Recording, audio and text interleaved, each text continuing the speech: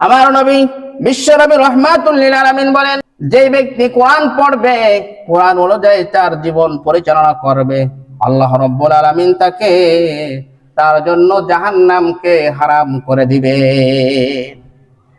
যে ব্যক্তি কোরআন পড়বে, কোরআন অনুযায়ী জীবন পরিচালনা করবে, আল্লাহ তাআলা তাকে জাহান্নাম হারাম করে দিবেন।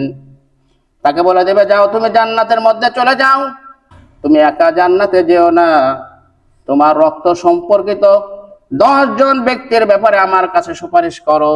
তাদেরকে সুপারিশ করে আমার কাছে সুপারিশ করে তুমি তাদেরকে জান্নাতে নিয়ে যাও।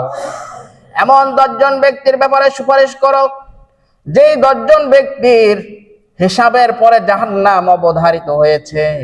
এমন 10 জন ব্যক্তির ব্যাপারে আমার কাছে সুপারিশ করো।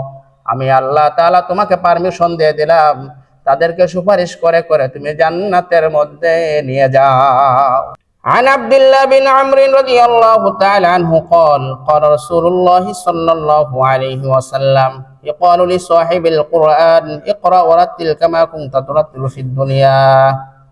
হযরত আব্দুল্লাহ বিন উমর রাদিয়াল্লাহু তাআলা আনহু থেকে বর্ণিত, আল্লাহ নবী সাল্লাল্লাহু আলাইহি ওয়াসাল্লাম বলেন, কিয়ামতের দিন, কঠিন হাসরের দিনে আল্লাহ রাব্বুল আলামিন বলবেন, ও কোরআন পড়েওয়ালা, তুমি দুনিয়ার মধ্যে যেইভাবে সুন্দর কণ্ঠে তারতিলের সহিত কোরআন তেলাওয়াত করেছিলা, ওইভাবে আজকে আমার কাছে তেলাওয়াত করো, আমার সামনে তেলাওয়াত করো।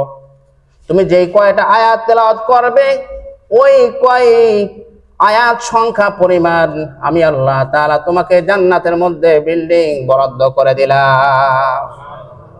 তারতিলের সহিত পড়তে হবে। এক হরফের জায়গায় আর এক হরফ যদি উচ্চারণ হয়, তাহলে নামাজ হবে? নামাজ হবে না।